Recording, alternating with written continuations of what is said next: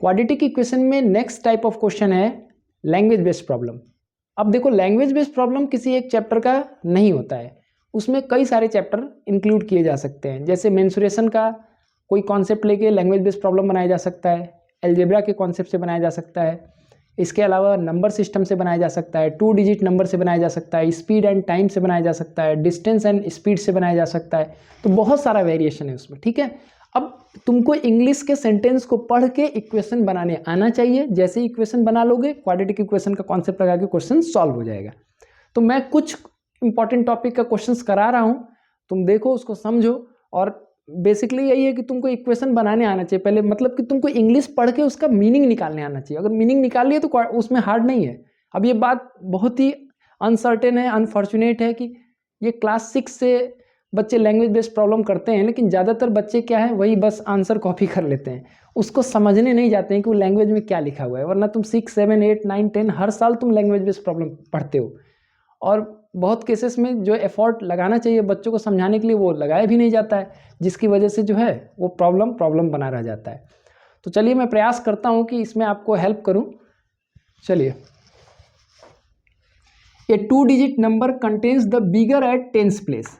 सबसे पहले तुमको 2 डिजिट नंबर का कॉन्सेप्ट समझना है।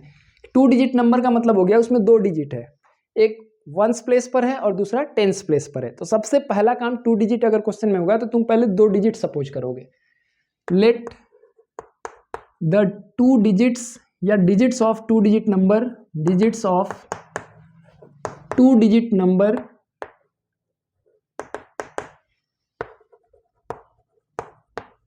आर, मान लेते हैं टेंस डिजिट x है और वंस डिजिट जो है y है, ठीक। यहां लिखा गया है 2 digit number contains the bigger at the tens place. तो यहां हम ब्रैकेट में लिख देंगे कि x is greater than y, x बड़ा है y छोटा है। The product of the digit is 27 according to question.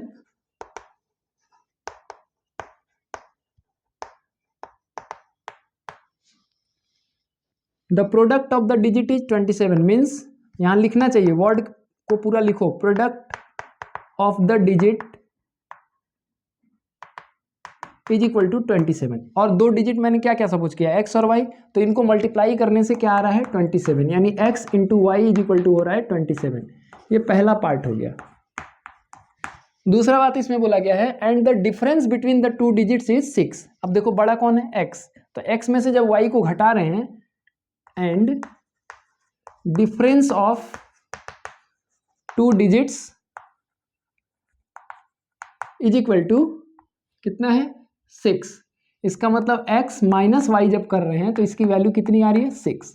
तो यहां से हम क्या कर सकते हैं, x का वैल्यू निकाल सकते हैं, x is equal to 6 plus y, ठीक है। तो ये दूसरा इक्वेशन हमारे पास आ गया जिसकी वैल्यू हम पुट करेंगे पहले वाले में, putting the value of x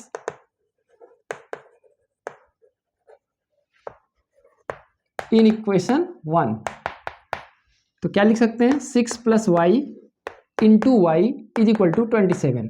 it means 6 into y क्या हो गया 6y, और y इंटू वाई क्या हो गया y square is equal to 27। Arrange कर दो, वाई स्क्वायर प्लस 6y, ये 27 इधर लाओ, माइनस 27 इज इक्वल टू 0। देखो यहां से जब आगे बढ़ोगे ना तो ये है क्वाड्रेटिक इक्वेशन, ठीक। यहां से आगे अब जब हम लोग बढ़ रहे हैं तो क्वाड्रेटिक इक्वेशन वाला पोर्शन शुरू हो गया। लेकिन यहां तक ना तुम्हारा बेसिक कॉन्सेप्ट है कि तुम कैसे किसी लैंग्वेज को इक्वेशन में कन्वर्ट करते हो, और ये प्रैक्टिस से आता है क्योंकि कई सारे चैप्टर्स मिला के लैंग्वेज बनाए जाते हैं। चलो अब आगे इसको हम लोग सॉल्व करने के लिए देखो पहले हम लोग फैक्टराइज करके देखते हैं कि हो पा रहा है कि नहीं हो पा रहा है। तो करते हैं इसको, वाई स्क्वायर प्लस वाई और ब्रैकेट लगा दो और माइनस 27 इज इक्वल टू 0। यहाँ माइनस का साइन है, इसका मतलब ऐसा 2 नंबर खोजो जिसको सब्ट्रैक्ट करने से 6 आ जाए और मल्टीप्लाई करने से 27। तो आराम से आ जाएगा 9 माइनस 3, 9 माइनस 3 करोगे तो 6 आ जाएगा, 9 इंटू 3 करोगे 27 आ जाएगा। आगे चला y square plus 9y minus 3y minus 27 is equal to 0।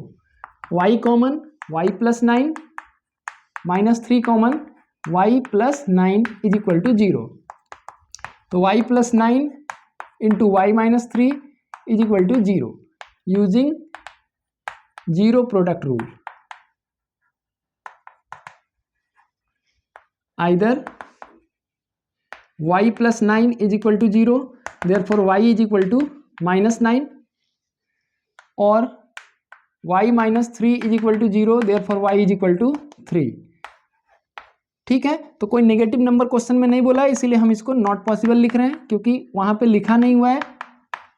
ठीक है, और नेगेटिव नंबर होता तो उसके डिजिट्स में भी बोला होता कि कौन बड़ा है कौन छोटा है, क्योंकि यहाँ पर बोला गया है कि x is greater than y, तो जो x का मैग्नीट्यूड है वो ज़्यादा होना चाहिए y से, तो y का मैग्नीट्यूड यहाँ पर कम है 3, तो यही हम लोग लेंगे। अब y जब 3 है तो therefore x is equal to क्या होगा 6 प्लस वाई, यानी 6 प्लस वाई का मतलब हो गया 6 प्लस 3 इज इक्वल टू हो गया 9।